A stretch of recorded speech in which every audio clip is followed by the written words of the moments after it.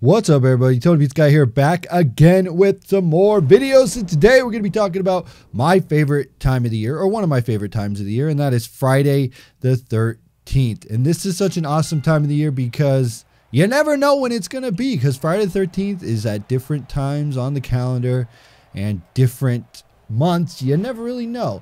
This month, April, Friday the 13th, 2018, we're going to be taking a look at this. And there's a lot I want to talk about because if you're not familiar, Friday the 13th is one of my favorite franchises as far as horror movies go. Now, I do like Nightmare on Elm Street, but I do think Friday the 13th has a place in my heart here. I kind of figured that I could go through like my love for Friday the 13th. I even have a review on my channel. I don't know if it's still up and copyright free, but I did a review of Friday the 13th Part 3, which I think you guys should go watch. That is my top favorite Friday the 13th Part 3 because that is where he gets his mask. So it's kind of iconic to me just to know that, like, okay, that's where he got his mask, and you definitely need to watch that one. If any, you need to know the first one is not Jason Voorhees. It is his mother, Pamela Voorhees, so you know that. And the second one finally introduces him, and then the third one, he gets his mask. The second one is Baghead Jason, and then the third one, he gets his mask, and that's kind of where the iconic things set in, and everybody thinks about, you know, when you think about Friday the 13th, you definitely think about the mask. So third one is definitely where you want to see that origin story. I guess you could see the first just for that campiness of it and to get that full story in there and the backstory, but I think you could skip right to the third one if you want. Second one too is really good, but the third one really gets it for me, and I think it goes back to my love just as a child with the way cable television was. Let me explain this to you. When I was growing up, there was no such thing as YouTube. There was no YouTube. There was no way to really find videos to watch online and without downloading them from like sites. And even then, when I was a younger kid, the internet wasn't really a thing. You have the dial-up modem. So if you wanted to watch stuff, it'd either be movies, going to the theater, or watching it on cable television or Blockbuster as well. But a thing that USA Network always used to do, I believe it was USA Network, they had this thing called Up All Night, if you remember. Up All Night. USA Up All Night was really cool because they would air like random movies all the time. Sometimes they throw the Friday the 13th ones in there, and that was like really cool because they were kind of like edgier movies I probably shouldn't have been watching as a kid, but I love that kind of thing, and it never really warped my reality. I know a lot of people say, well, if you watch bad stuff, you're going to grow up and be a terrible person. Yeah, I could establish that line of fact versus fiction, and I knew it was all fiction, so I never really got into it. I think watching pro wrestling helped that as well, just to like kind of establish that boundary of like, okay, so this is like the break right there. This is the break in the line that this is all just entertainment on television, and this is real in real life. So you could establish the differences there, and I think pro wrestling really helped. So minus Up All Night, where they would air that occasionally, USA would always do a marathon of the Friday the 13th movies on Friday the 13th. And that was a treat for me because there was, unless you went to Blockbuster and you rented the movies, you couldn't watch all of them at one time. And, you know, being a kid, your parents wouldn't buy you Friday the 13th movies. They wouldn't go out there and go out of their way to, yeah, we're just going to buy you the Friday the 13th movies. No, they would not do that. These are not the movies that your parents really want you to watch. But I will say my parents really had no problem with it because, again, I drew that line in there like fact and fiction. I also played Mortal Kombat as well, and that had a lot of violence in it. My parents saw what I was doing. They knew what I was getting into. They were good parents. They knew exactly, okay, this is what he's doing. He knows that it's not real. He does his homework. He plays his sports. So it's fine. That's how it is. But with that USA, they would do those marathons on Friday the 13th, and that's where I would catch them all. I would catch all the Friday the 13th movies, doing those marathons, watching them, getting them all in there, getting the love for the Friday the 13th. And it was over and over. Every time there was a Friday the 13th, I would look forward to going on USA Network and watching those Friday the 13th. I don't even know if they do that anymore. I think Sci-Fi does, or TBS or TNT. One of those stations does a marathon of Friday the 13th. But at this point, I pretty much have all the movies. I can watch them all. I think I bought them all on DVD, and now I have them all, so I can watch them. So that is really cool. And Friday the 13th, again, it still like hits my heart because I'm a big Halloween fan. Like the Halloween time, I like the movies too, but just the Halloween season, I really like that. So it's really cool to like get that little bit of Halloween whenever Friday the 13th is again, and I think that's really cool. Also, when I was younger, like I said, my parents knew exactly what was going on. They knew what I was watching. They knew what I was into.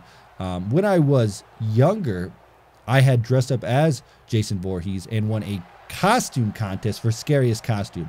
And this was really good because my mom was into making the costumes, which is great mother parenting right there. When I have a kid someday, I'm going to make their costumes. Maybe. I don't know.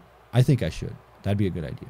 But so she would make my costume, and she helped me make this Friday the 13th costume, and it was really, really good. Because, you know, people just buy their costumes or whatever, but mine was really good. I won a costume contest with it, scariest costume, wore it to school. You know, now if you wore that to school, parents would like, oh my gosh, she dressed up as a serial killer. I mean, I don't know. Maybe people understand Friday the 13th is just fun fiction, you know, but I could see some people getting upset. Your child is going to be so warped and his mind is messed up. What is wrong with you? You're an awful parent. Yeah, you teach your kids about what's good and bad in this world and what's real and what's not real, and they'll grow up to be good people. Seriously. My parents did a great job with that, and that's what it is. I'm not making this political statement, but my love for Friday the 13th is great. It is huge. And now they have the Friday the 13th video game, which is on PS4, Xbox, Steam. It is such a great game, and I think I'm gonna actually have to live stream that tonight or play it tonight at least. I'm not sure. If I do, I'll tweet it out and let you know when I'm playing Friday the 13th. But honestly, that game is like giving me everything that I want in Friday the 13th. So when I want to boot that up and play it, I can. Yes, there's some bugs. Yes, there's some flaws. But can you think about a time with a game like Friday the 13th? Could you imagine us getting a game like Friday the 13th? I never thought it was gonna happen, but we got one, and it's there, and it's here. So now I kind of, now that I got my little story out there of my love for Friday the 13th, as you see on the screen, you've probably noticed this. The match that's going on here is Kane versus Jason Voorhees. And you know how big Friday the 13th is that it inspired a generation of everybody, because Kane would not be around if it wasn't for Jason Voorhees. If you notice, the early Kane stuff, the really early Kane stuff, he had the mask. He did the head tilt that Jason Voorhees did. He had that no voice. He wouldn't talk. He was basically Jason Voorhees in wrestling form. He was the brother of The Undertaker, but he was, let's be real, Jason Voorhees right there. He would come out with the red lights, the scariness, not talk, tilt his head. He was huge. It just fits everything that Jason Voorhees is, and I love it. And I think that's like one of the coolest things ever, is that this pop culture, like, because think about this, Jason Voorhees literally was like a pop icon at one point, and that's really hard to say, that a horror movie guy could be a pop icon, literally go on talk shows. He was literally on a talk show, Arsenio Hall. That talk show, he had a talk show, Arsenio Hall, if you guys even know who I'm talking about. That's like a dated reference. But anyway, Arsenio Hall had this show, had Jason Voorhees on it, promoting a movie, Jason Takes Manhattan. Can you believe it? What a bigger marketing ploy than to have Jason Voorhees go on there and not say a word. It was amazing. It was good. And I love it. And I mean, Freddy Krueger had the same kind of deal there, but Michael Myers, he never really got any love, unless I missed out on that and just never saw it. He was never on any of those talk show stuff or whatever. But it is very interesting that this character, even now with the video game coming out, there is not even, like, there's been that one remake movie, but there has not been a good Friday the 13th movie in forever. And we have a video game and a culture that surrounds this character, Jason Voorhees, and a day that everybody knows, like a day, like this is the greatest, like Friday the 13th, whoever thought of like, okay, this is what's going to happen on Friday the 13th.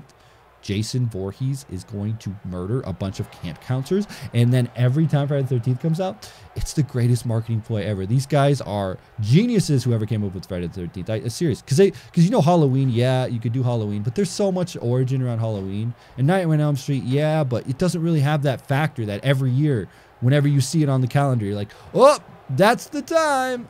Now it's time for Friday the 13th, and everybody goes crazy for it. And I just think it's so like, the magic around it is so great. The lore around it, just everything with it is just fantastic. And the fact that we're getting like a game, we got a game that came out and there's like not even a movie around, and now, dude, I don't know, but I'm super glad that this is still a thing, because like I said, it brings back those fond memories. It's probably a little bit of nostalgia, but you know what? I love nostalgia. If you guys love nostalgia, Once you get that factor of like, okay, this is what happened when I was a kid, so it's the best thing ever, no matter what it is. If you've seen something, whether it's TV, movies, pop culture, whatever it is, if you saw it when you were a kid, it's probably one of the greatest things ever to you right now. It just brings back those good feels. And that's what this definitely does. Staying up all night on USA, even just watching the marathons on Friday the 13th brings me back to those days. I don't think it's really sad though, because with on demand and Netflix and all that stuff, you can't really get that experience that I had as a child. And I know people are going to say, well, that sucks. You couldn't just watch whatever you wanted whenever you wanted. No, it was one of those things where it was like an event. It's kind of like a Twitch stream, right? Let's say it's like a Twitch stream. And if I was Twitch, I would license out all those movies. But I think New Line Cinema owns those at this point. So I don't know if they'll be able to air those unless New Line made a deal with. I don't know. Anyway, if it was me and I was a Twitch exec, I would go, oh, we need to get Friday the 13th on the front page of Twitch right now. Oh, people are playing the game. Oh, we should probably get the movies on there. You know what? They have a Twitch, twitch.tv/Twitch, I think. And they have like premieres of stuff they put on there. I think they did like a Power Rangers thing on there at one point. I think they did Pokemon at one point. I think what they should do is do Friday the 13th. Anyway, that's besides the point. What I'm saying now to you guys is that Friday the 13th is just huge. And the second movie put the character Jason Voorhees on there, and then the third movie he got his mask. And then whether you like it or not, whether you think they're corny, whether you think they're cheesy and whatever, please do seek out those movies and watch them, because they are good. They are, if you know what, there is a different kind of thing if you think about the way, the time those movies were made. Movies are not made the way that they are back then.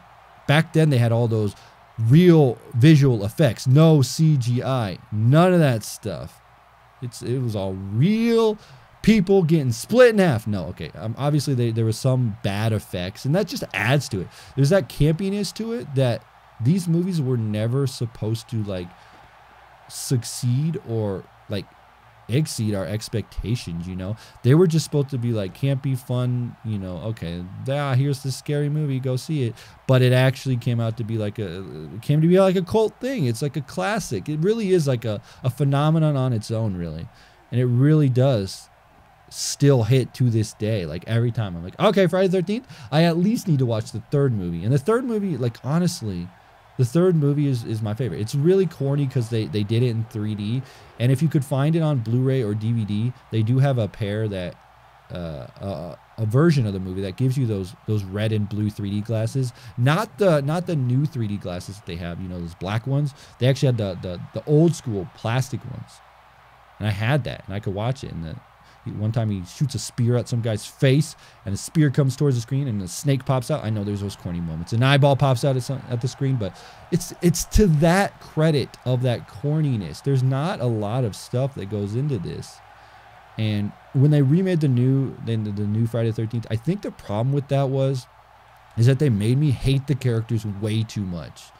They really did. I know the idea here is that you're going to hate the main characters because you want to see them get killed by Jason Voorhees. I understand that. That's the idea of the movies. That's how you sell these movies. I get it. I understand. That's the charm of these movies. But what I will say is that they made me hate those characters way too much, so I never really was very fond of them. But hopefully they can bring back another Friday the 13th movie. I think there's like a fan film that came out.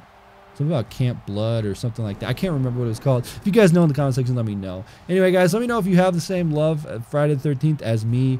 Just gives you that Halloween feel, you know, right now in April. Pretty cool, I will say. And Jason Voorhees is a legend in my book. He's just a legend. He's a legend, all right? He's a 100% a legend. And I felt like I could speed that out there because, you know what? I doubt this video is going to blow up. I doubt this is going to be one of my most watched videos. But for those that watch this and those that love Friday the 13th as much as I do, I thank you because you guys are awesome. Anyway, guys, let me know what you think in the comment section below. Subscribe if you're not subscribed. Hit that like button if you enjoy this. Follow on Twitch, Twitter. That's where I keep up to date. And as always, I'm TonyPizzaGuy, and we'll see you in another video.